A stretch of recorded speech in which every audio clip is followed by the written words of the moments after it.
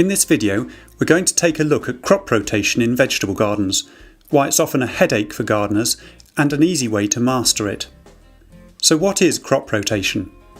The vegetables we grow can be grouped into several plant families which have similar characteristics and often suffer from the same pests or diseases. Crop rotation is where we grow vegetables from each major plant family in different areas each year.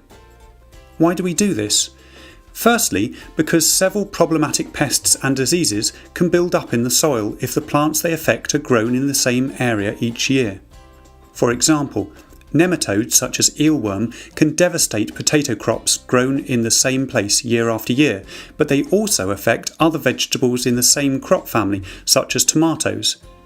Onion rot is a serious fungal disease that can persist when crops from the allium group are continuously grown. Cabbage root maggots affect all brassica crops. Fusarium root rot can wreck pea and bean harvests. These are just a few of the many different soil-borne pests and diseases, and crop rotation is almost universally recommended to prevent them all. Secondly, different vegetables take different balances of nutrients from the soil, and their roots access different levels of the soil structure. Cabbage family plants like a lot of nitrogen. Tomatoes need plenty of calcium. Beets and beans require manganese, and so on. Many salad crops are shallow-rooted, but other vegetables like potatoes and sweet corn have roots that extend deep into the soil to bring up nutrients from those layers.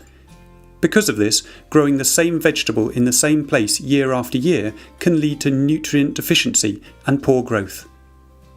Thirdly, some plants like potatoes act as a good clearing crop. That is, their dense foliage helps to suppress weed growth, and when they're dug up, birds can eat pests in the soil such as slugs and wireworm. Squash or leafy greens can also be used to suppress weed growth before growing a crop like onions or carrots, which are highly susceptible to competition from weeds. So, for all these reasons, it's clear that crop rotation is an essential part of growing annual vegetables well. However, just knowing that we should rotate crops doesn't make it easy to organise. After a few seasons, crop rotation can become very complex, even in relatively small gardens. The problem is that not only do you need to remember where each type of vegetable was planted in the past, but you also have to be able to correctly identify which plant family they belong to. Many textbooks suggest having one bed for cabbage family plants, one for beans, one for potatoes, etc., and then rotating them each year. However, few gardeners want to grow equal areas of each crop type, so this isn't always practical, and there are often additional constraints such as whether your climbing beans will cast shade over other plants.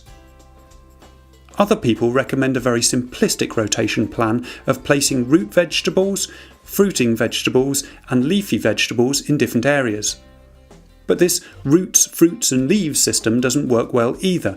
For example, it's not a good idea to grow tomatoes, a fruiting plant, after potatoes, a root crop, because both are in the same crop family and suffer from similar pests such as eelworm nematodes. This is where garden planning software can really come into its own. Rather than having to remember a complete planting history of which vegetables were grown where over the past 3 to 5 years and which crop family each vegetable belongs to, the system can take care of that for you. In our garden planner, each vegetable has an area around it which shows how much space it requires. The colour of this area indicates the crop family, and the information box buttons on the selection bar are also colour-coded, which makes it easy to remember which family each plant belongs to. When you come to plan the next year's garden, you start with your previous year's plan, click the New Plan button, and select to create a follow-on plan. This sets up the crop rotation history, remembering up to 5 seasons of crops. Now when you pick up a plant to place it, you'll get flashing red areas showing where to avoid planting based on the principles of crop rotation. For example, picking up this cabbage produces warnings showing where other crops from the brassica family, such as broccoli and cauliflower, were grown in previous years, so you can easily avoid those areas. Likewise, picking up tomatoes shows which areas to avoid planting them in based on where tomatoes, potatoes, peppers or other crops from the same family were previously grown. Because the system remembers where plants were for you, you get a lot more flexibility. If you want to grow more potatoes and beans this year, or grow squash with your cabbage, that's fine. The garden planner will remember where each crop was. The more years since you grew them, the fainter the red warnings. So if tomatoes were grown here 3 years ago, they'll only give a light flashing area compared to the potatoes that were grown here last year. This is like a visual indication of soil memory, and it makes it easy to choose the best location for crops, rearranging them until you achieve the perfect layout for your garden. In small gardens, you won't always have enough room to allow for a full 3 to 5 year rotation. In such situations, you'll still get many of the benefits of crop rotation if you avoid the most intense flashing areas and rotate on a shorter cycle. Also, it's common to grow perennials and sometimes herbs in their own bed as they don't move from year to year. If you want to take it to the next level, then you can look back at previous year's plans and follow a set rotation sequence. However, this isn't necessary, it's just an extra refinement to the system if you're very keen.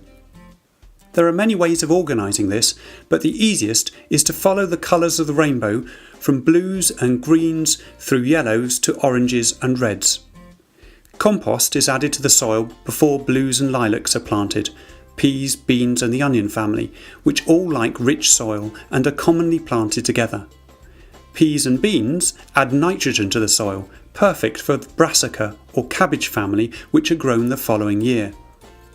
Yellows, potatoes, tomatoes, peppers, etc., they come next. Oranges, root crops such as carrots and parsnips, are then grown after them, since they benefit from the looser soil left when the potatoes have been dug up. Finally, the salmon squash family and the pink beet and chard family are grown. Plants with grey backgrounds, which come from other crop families, can be fitted in anywhere as they are less prone to soil-borne disease. Just remember, this isn't a hard and fast rule.